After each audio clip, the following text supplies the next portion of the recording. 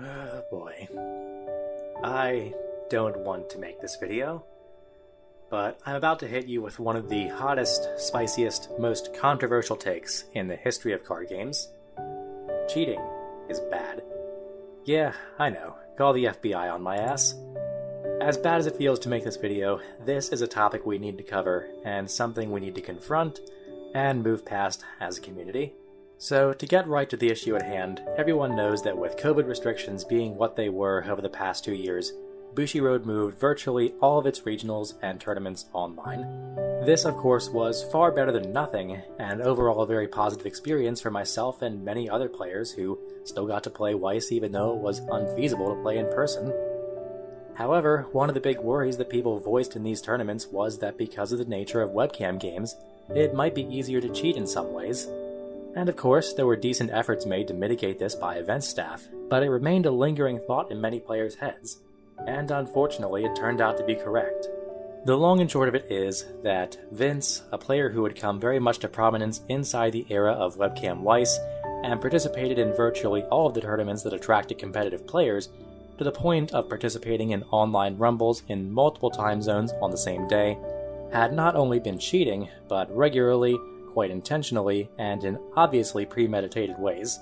After the most recent Bushiroad Online Rumble, Bushiroad announced that on their website a player had been suspected of cheating. After an internal investigation, they confirmed this to be the case and stated the player's prizes would be revoked and that they would be receiving a year-long ban from all Bushiroad tournaments.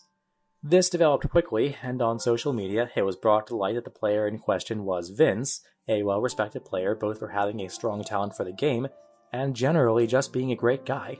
He made a social media statement implying that he had succumbed to temptation in the moment and let the judges know right after his game. After this statement, many others in the competitive community cast doubt on this being an isolated incident, and brought forth pretty damning evidence that this had been a pattern that no one had really called him out on before. Vince pretty much immediately owned up to all these accusations, walking back the idea that this was a one-and-done thing, and from there, the rest is history. Social media will obviously do its thing, but the end result is that we now know that Vince had basically been cheating in every major tournament he entered for the past 2 years. Just to put this question to rest, Vince was caught cheating in the BRO by placing a climax from his hand or from outside the game on top of his deck during this turn. Obviously, it's hard to know for sure, but the end result was that he cancelled an attack that he shouldn't have with a climax that shouldn't have been there. After being accused of a pattern of this behavior, he clarified in later statements on various social media that he had done this before and routinely swapped out cards from outside the game, his hand, and his deck in many different webcam games. As of now, Bushiroad has taken down the VODs, the tournaments that he participated in, as well as their original statement on cheating. Vince has also deleted his posts on social media and original statement, so at the time of recording this, it appears that both parties may be reconsidering their actions. It's unclear what consequences will come of this right now. However, no matter how any of this pans out, there are some basic and unfortunate facts here. First, that Vince committed a cardinal sin of the game by cheating. If card games were the Catholic Church, cheating would mean excommunication. And no matter what the official word from Bushiroad is, that's what I personally believe will be best for Vince to do. Walk away quietly, not stir the pot, and recuse himself of all winnings and all future tournaments. His actions were inexcusable, and what he did remains one of the worst things you can possibly do in a card game. His case here is very cut and dry, and he deserves harsh condemnation and punishment for what he did. But despite this being a children's card game, the vast majority of us are adults here, and like adults, I'd like us to acknowledge this happened, learn some lessons, and move on. Yeah, I know. What could we possibly learn from this? Well, without dwelling on the obvious low-hanging drama fruit, I think there are experiences and feelings that should be acknowledged, and some pitfalls that we can avoid by catching ourselves before we fall in. Hear me out. So again, hot take, but cheating is bad. Cheating also happens to be a problem that isn't unique to Weiss Schwarz. In fact, you could say that it's a pervasive issue that affects high-level competitive play in any TCG. No game is immune from it. I've talked before about how toxic I found the community for Magic the Gathering. I may not have been very good, but I did play at a competitive level, and I've been cheated against several times. Let me tell you, it felt awful. When it happened, it absolutely ruined the experience, and it made me fucking mad, as it should have. One of the big things that attracted me to Weiss Schwarz was the perceived difference in the community. It just seems so chill and drama-free as compared to other TCGs I'd played in the past. Now in Weiss Schwarz, I'm not as good of a player, and having played against Vince on multiple occasions myself, I seriously doubt the man needed to cheat to beat my stupid ass. However, I totally get the frustration and sadness of players who are in any camp here. The ones who feel robbed and cheated personally because they played against Vince, the ones who feel like they've been proven correct about online tournaments in general, and the ones who are just sad to hear this news despite not being personally affected by it. But again, these feelings, while valid, can lead us to make some bad assumptions and fall into some obvious traps that will only make things worse and stop us from moving forward. So I'd like to talk about these things. First, I'd like to call upon virtually anyone involved not to continue to pour gas on the fire in public. I'm not going to sit here and crucify people for talking in private about their experiences, but it's quite another thing to post DMs on social media or post more evidence about this publicly. Frankly, we all know what happened, there's no question that it's been happening for a while, and continuing to pour fuel on the fire burns us all. One of the cool things I have noticed about the Weiss Schwarz community over the years is that any sort of drama tends to blow over pretty quick, so I'd like to see that be the case here. Second, in light of the statements made by both Vince and Bushi, I've seen some talk about how this was a result of a pattern of incompetence by the judges and tournament organizers. Please do not blame the judges. Look, the truth is, cheating is hard to catch by its very nature. A good practiced cheater's biggest skill is not getting caught, and they're usually pretty good at it. If your eyes aren't in the exact correct place and looking for the exact moves that could be made, it's incredibly difficult to catch cheating in a lot of cases. Trust me, I know. I spent years carefully watching my opponent's moves when I felt as though I might be cheated against. It's challenging, and frankly exhausting, and takes a lot away from the game experience. And most of the time, you won't catch it anyway. Judges already have a tough job, and it's not as though they get a ton out of it.